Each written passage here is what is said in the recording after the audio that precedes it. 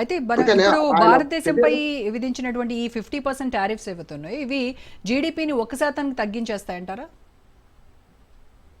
అదే అండి, భారతదేశంపై విధించిండు అంటున్నాం కదా, విధించింది భారతదేశంపై, కానీ మనం ఎగుమతుల మీద వాళ్ళకి సుంకాలు పడేది ఎవరికి? నేను ఎప్పుడు చెప్తున్నా, తాగేవాడే కడతాడు తాళ్ల పని. ఎందుకు అంటున్నానంటే మన దగ్గర నుంచి ఒక వస్తువు వాళ్ళకి ఎగుమతి చేస్తే వాడు దిగుమతి చేసుకున్నాడు, దాన్ని సుంకాలు ఎవరి మీద విధిస్తున్నాడు? ఆ వస్తువు మీద విధిస్తున్నాడు. ఆ వస్తువు మీద విధిస్తే ఏమవుతుంది? ఉదాహరణ రొయ్యలు అనుకుందాం, రొయ్యలు బాగా పండిస్తున్నారు మన దగ్గర, రొయ్యలు అక్కడికి ఎగుమతి చేస్తున్నాం. రొయ్యలు కొనుక్కునేవాడు వాడు కదా, మనం కాదు కదా. 100 రూపాయల వస్తువుకు 150 రూపాయలు చెల్లించాలి. ఎవరు చెల్లించాలి? 150 రూపాయలు అమెరికన్ ప్రజలు చెల్లించాలి. కొనుక్కునేది రొయ్యలు వాళ్ళు, తినేది వాళ్ళు. కనుక తాగేవాడు కడతారు తాళ పని అంటారు. ఆ $50 అక్కడ పెట్టి $100 వస్తువును $150 అమ్మితే ఆ సుంకం పడేది వాళ్ళ మీద. కనుక ఆ $50 సుంకం ఏమో వాళ్ళ దగ్గర తీసుకుంటున్నాడు 1 కిలో రొయ్యల మీద, ఉదాహరణ చెప్తున్నాడు.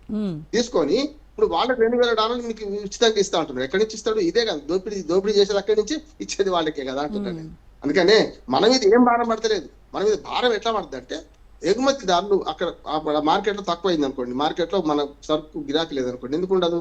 ఉదాహరణ ఒక షర్ట్ ఉన్నది, ఓ షర్టును మనం ఇక్కడ నుంచి 100 రూపాయలు పంపుదామని పంపించడం, వాడు 150 రూపాయలు చేసిండు, 50 రూపాయలు పన్ను విధించిండు.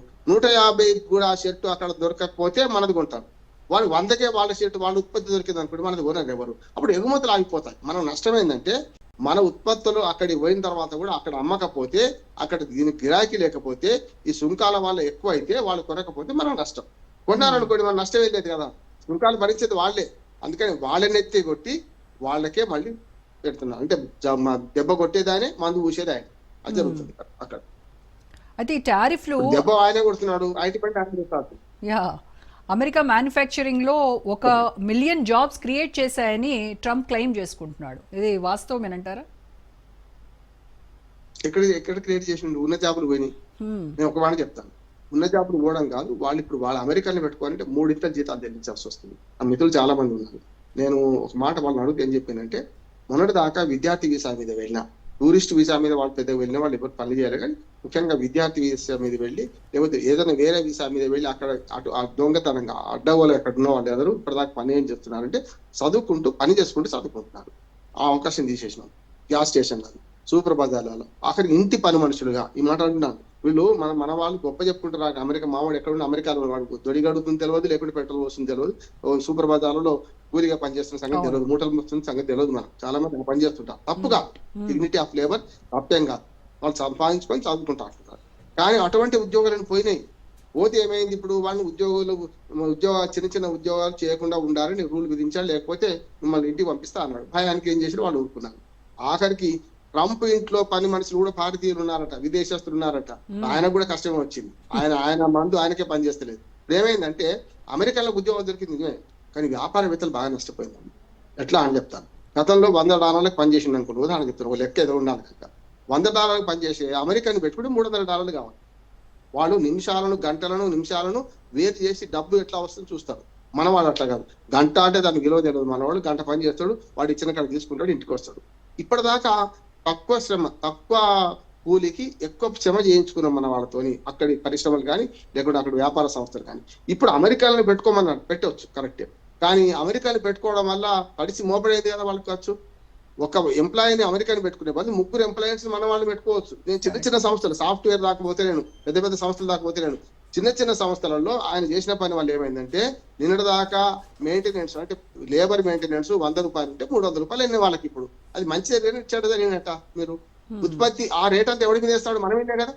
సూపర్ బజార్ అమ్ముతున్నాడు, ఒక 4 ఉద్యోగుల్ని వీళ్ళని పెట్టుకున్నాడు, ఇండియన్ ఉద్యోగులు 4 పెట్టుకోవడానికి అవకాశం ఉండే. ఇప్పుడు వీళ్ళని తీసేసి 2 పెట్టుకుంటే 4 జీతాలు ఇవ్వాల్సి వస్తుంది. 4 పెట్టాలంటే డబల్ జీతాలు ఇవ్వాలి కదా. అప్పుడు ఆ జీతాలు ఎవరి మీద వేస్తాడు? ఆ ఉత్పత్తుల మీద వేస్తాడు. ఆ ఉత్పత్తులు కొనేవాళ్ళు ఎవరు? మన అమెరికాలే కదా. మహా అయితే మా 35 కోట్ల జనాభా, అమెరికా జనాభాలో మన వాళ్ళు ఉంటే మహా అయితే 1 కోటి మంది మొత్తం అంత బయట వాళ్ళందరూ, అంతేగా. 1 కోటి కాదు, 2 కోట్ల రూపాయలు, 2 కోట్ల మంది అన్ని దేశాల కలిస్తే. ఈ 2 కోట్ల మంది కానీ 33 కోట్ల మంది అమెరికన్లే కదా. అమెరికన్ ఫస్ట్, అమెరికా వాళ్ళకి లాభం చేస్తున్నా అంటే తిరగబడుతున్నారు. అందుకే 2500 సభలు జరిపి ట్రంప్ ను అంశంసిస్తున్నారు. బుద్ధి లేదా మీకు, ఈ పని చేస్తున్నా అని చెప్పి. అయినా వస్తలేదు, దానికి బుద్ధి వస్తలేదు. ఇప్పుడు మళ్ళా ట్రంప్ ఈ టారిఫ్ వ్యతిరేకించే వాళ్ళందరూ ఫూల్స్ అని ఒక స్టేట్మెంట్ ఇచ్చాడు. అంటే ఈ స్టేట్మెంట్ నిజంగా ఇటు అమెరికా డెమోక్రాట్లు అలాగే వాల్ స్ట్రీట్ను డివైడ్ చేసి నెక్స్ట్ 2026లో ఉన్నటువంటి మిడ్ టర్మ్ ఎలక్షన్స్లో ఏమైనా ఎఫెక్ట్ చూపుతుందంటారా? తప్పనిసరి చూపుతుంది. ఎందుకు కదా, ఇప్పుడు అధ్యక్షుడు ఒక ఎన్నికల మాత్రాన కాంగ్రెస్ లో ఇప్పుడు మెజార్టీ లేదు. షట్ డౌన్ ఎందుకు వచ్చింది? కాంగ్రెస్ లో 55-45 ఉన్నారు. 55 అటుపక్క డెమోక్రాట్లు ఉన్నారు, 45 మీరు ఉన్నారు. ఆ 55 నుంచి 10 మంది మీకు ఓటేస్తే తప్ప మీకు ఆర్థిక బిల్లు పాస్ కాదు. అందుకనే కదా ఖచ్చితంగా స్థానిక ప్రభుత్వాల ఎన్నికల మీద చూస్తే ఇప్పటికే మూడు స్థానిక ప్రభుత్వాలలో డెమోక్రాట్లు గెలిచారు. నీకు వ్యతిరేకంగా నువ్వు స్వయంగా ట్రంప్ పోయి న్యూయార్క్ లో ప్రచారం చేశాడు మందానికి వ్యతిరేకంగా. ఏమైంది?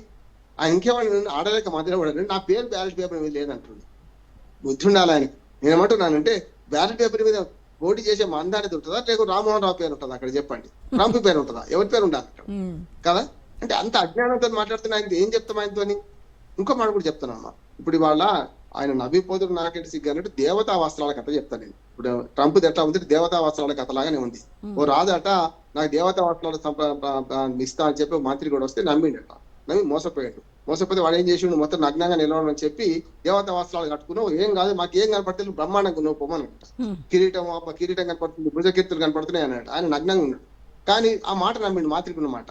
నమ్మేం చేసిండు, పని మనుషులను అడిగిండు, భటులను అడిగిండు. వాళ్ళందరూ ఏమన్నారు, అబ్బా అద్భుతం అంటే తప్ప దేవతా వస్త్రాలు దేవుడు నగ్నంగా చంపేస్తాడు వీడు అని చెప్పి రాజుకు భయపడి వాళ్ళందరూ కూడా అద్భుతంగా ఉంది మీ దేవతా వస్త్రాలు బ్రహ్మాండంగా ఉన్నాయని మెచ్చుకున్నారట. భటులు మెచ్చుకున్నారు, మంత్రి మెచ్చుకున్నాడు, మంత్రులు మెచ్చుకుంటున్నారు, దర్బారం మెచ్చుకున్నది అని చెప్పి ఏనుగు అంబారి ఎక్కి ఊరేగి మొదలుపెట్టినట. అందరూ కూడా రాజుగారికి భయపడి దేవతా వస్త్రాలు అద్భుతంగా నమస్కారం పెట్టినట. ఓ చిన్న పిల్లవాడు రాజుగారికి బట్టలు లేవో అని కింది నుంచి అన్నాడట అందులో ఊరేగింపులో. అప్పుడు అందరూ కూడా నిజమే కదా పిల్లవాడు చెప్పింది కరెక్ట్ అని చెప్పి రాజుగారికి బట్టలు లేవు అని చెప్పిండట. అప్పుడు సిగ్గుతో తల వంచుకుంటారు. ఇవాళ అదే పని ఇవాళ ట్రంప్ చేస్తున్నాడు. దేవతా వస్త్రాలు ధరించిన రాజులాగా నేను చెప్పింది కరెక్ట్ అంటున్నాడు. వాళ్ళు ఫూల్స్ అంటున్నాడు. అసలు ఫూల్ ట్రంప్, వాళ్ళు కాదు. ప్రజలు వేరే చూపే పిల్లలు వాళ్ళు లాంటి వాళ్ళు. ట్రంప్ అసలు ఫూల్ అంటున్నాడు ఎదుటి వాడిని. అందుకని ఏం చేస్తాం?